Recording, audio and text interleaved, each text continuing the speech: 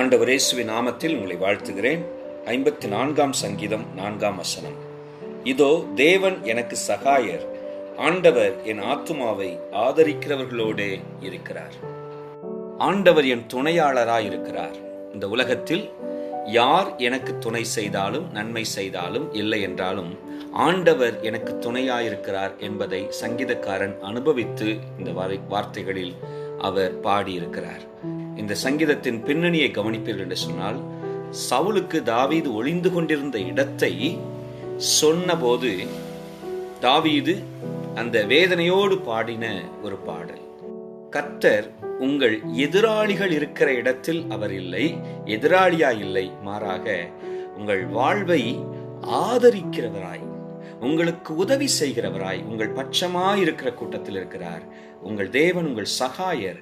விசுவாசமாயிருங்கள். Praise the Lord.